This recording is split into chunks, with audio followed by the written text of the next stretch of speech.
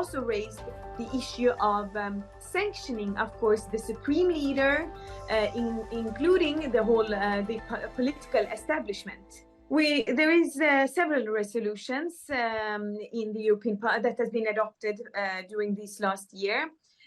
In one of the resolutions, which I actually was leading the negotiations between the different party political groups, we very clearly stated that IRGC, of course, must be put on the terrorist list.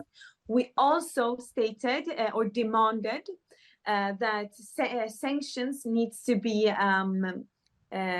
targeted against this, not only the office of the Supreme Leader, but the Supreme Leader himself, including also the chief attorney and those in the parliament that back then were a part of adopted a decision on execution for those that took part in the revolution.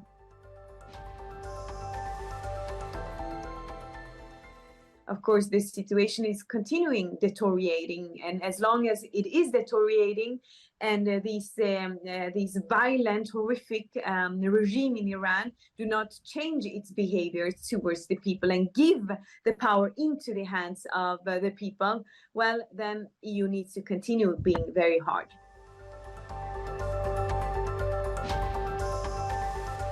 And I have seen both from the Commission, the EAS, of course, but as well as the member states, that there has been lack of will to act harsh enough.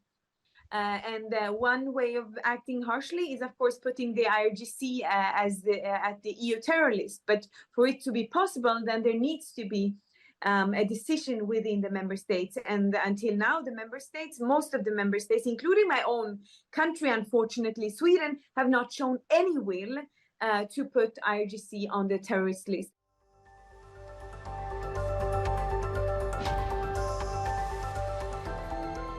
In the European Parliament, I would say that there is almost a unanimity. When we adopted those resolutions that we did, it was almost a unanimity with an exceptions of very, very, very few. But when it comes to the Council, the EU Council, where the member states are, unfortunately, if there was a will, we would have seen more actions. So there is lack of will. And the Commission, they are trying to take some steps, but those steps are not sufficient enough.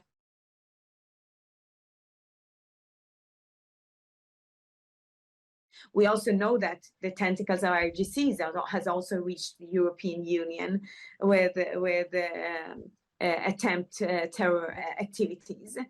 And we also see how some part of the diaspora is being oppressed and being followed by the regime, and IRGC is a big part of the regime.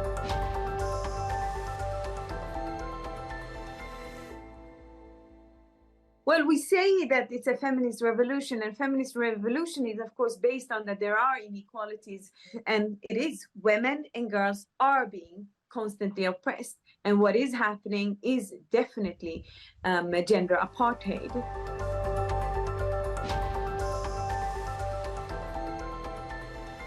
Both in the case of Iran, in the case of Russia, we have seen that the member states and the EAS have been forced to act because the European Parliament have said, we will not accept silence on this issue. So I think if we just continue putting pressure, the member state must at some point understand that their silence will not be accepted.